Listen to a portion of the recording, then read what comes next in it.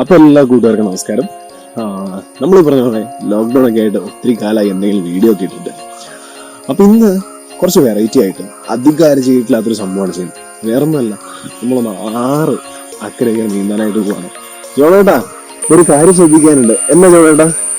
ഞങ്ങളൊക്കെ 6 ചെറുപ്പമല്ലേ നീന്തി അക്കരെ നീന്തി ശീലിച്ചവരാണ്. അപ്പൊ നിങ്ങൾ ഒരിക്കലും അങ്ങനെ നീന്താൻ ശ്രമിച്ചേക്കല്ല. ഓക്കെ, അതാണ് കാര്യം. ഓക്കെ,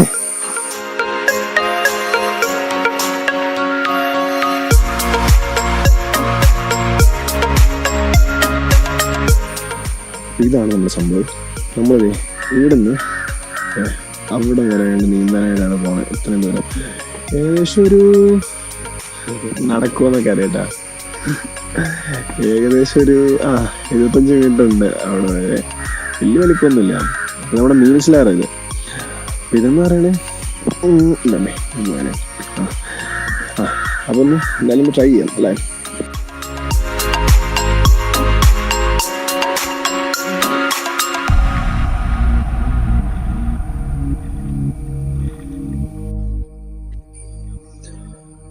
അപ്പൊ അങ്ങനെ നമ്മൾ നീന്താനായിട്ട് തുടങ്ങാനാണ്.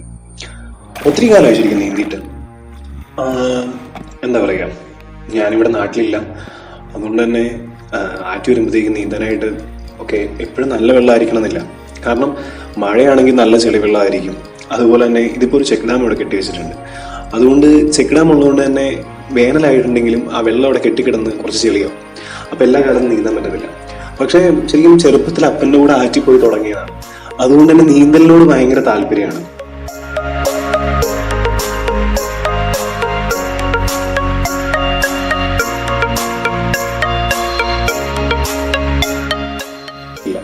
പണ്ടൊരു വീഡിയോ ചെയ്യാനായിട്ട് ആറ്റി പോയി ചാടി. അന്ന് നല്ലതുപോലെ എന്താ പറയാ, നമ്മുടെ തോള് വേദനയായി. അതിനുശേഷം 1 വർഷത്തോളം നീന്താതിരുന്നിട്ട് ഈ അടുത്തിടയ്ക്കാണ് വീണ്ടും നീന്താനായിട്ട് തുടങ്ങിയത്. അതുകൊണ്ട് ഇന്ന് നീന്തിയപ്പോഴത്തേക്ക് നല്ല ക്ഷീണം ഉണ്ടായിരുന്നു. പിന്നെ 2 കൽപ്പിച്ച് ഒറ്റ പോക്കായിരുന്നു. കാരണം ഒത്തിരി കാലത്തിന് ശേഷം കിട്ടിയൊരു ചാൻസ് ആണ്. അങ്ങനെ നീന്തി എന്തായാലും പതുക്കെ നീന്തി അക്കരെ എത്തി.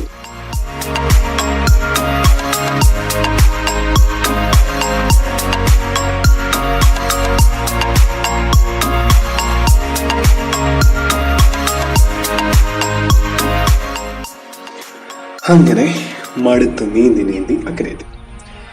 അപ്പോ ഞാൻ വിചാരിച്ചില്ല ക്യാമറ ഇങ്ങനെ എൻ്റെ നേരെ ഇരിക്കണേന്ന്. പക്ഷെ ഇത് ശരിക്കും എൻ്റെ കൈ മാത്രമേ കാണാൻ പറ്റുന്നുള്ളൂ. ഫ്രണ്ടിൽ നല്ല രസമുള്ള കാഴ്ചയാണ്. ഇങ്ങനെ സൂര്യൻ ഉദിച്ചു വരുന്ന സമയമാണ്. അപ്പൊ അങ്ങനെ ഇങ്ങനെ അതിന്റെ വെള്ളത്തിൽ ഈ സൂര്യന്റെ റിഫ്ലക്ഷനും ഒക്കെ ആയിട്ട് നല്ല രസമുള്ള ഒരു കാഴ്ചയാണത്.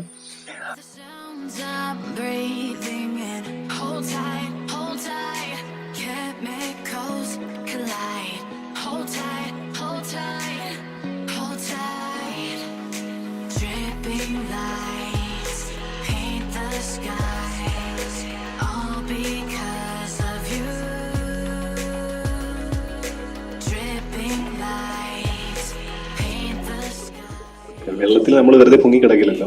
അപ്പോൾ ആരും ഇത് വെറുതെ അങ്ങനെ ട്രൈ ചെയ്യാതിരിക്കുക. കാരണം നീന്തി പരിചയമുള്ളവരാണെങ്കിൽ കുഴപ്പമില്ല. അല്ലാതെ ഒരിക്കലും വെള്ളത്തിൽ പരിചയമില്ലാത്തടത്ത് ചെന്ന് ഇറങ്ങാതിരിക്കുക. ഞാനും പരിചയമുള്ള വെള്ളത്തിൽ മാത്രമേ ഇങ്ങനെ ഇറങ്ങുള്ളൂ. ഇത് നമ്മൾ ചെറുപ്പം തൊട്ട് പോകുന്ന സ്ഥലമായതുകൊണ്ട് അങ്ങനെ ഒരു പ്രശ്നമില്ല.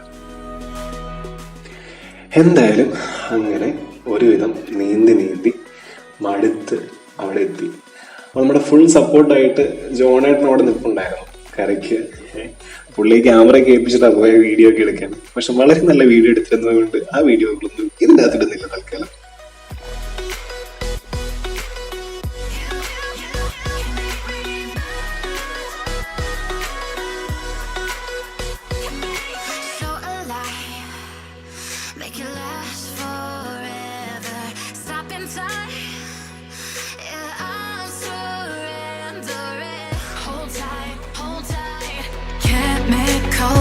Collide. Hold tight, hold tight, hold tight. Dripping lights paint the skies, all because of you. ഭയങ്കര സുഖമാണ് ശരിക്കും. പറക്കാൻ പറ്റും വെള്ളത്തിൽ കൂടി. വെള്ളത്തിൽ ശരിക്കും നമ്മൾ പൊങ്ങി കിടക്കുന്നത് തന്നെ ഭയങ്കര രസം. പറക്കാൻ പറ്റില്ലാത്ത എന്നെ സംബന്ധിച്ച് ഏറ്റവും സന്തോഷമുള്ള കാര്യമാണ് നീന്തുക എന്നുള്ളത്.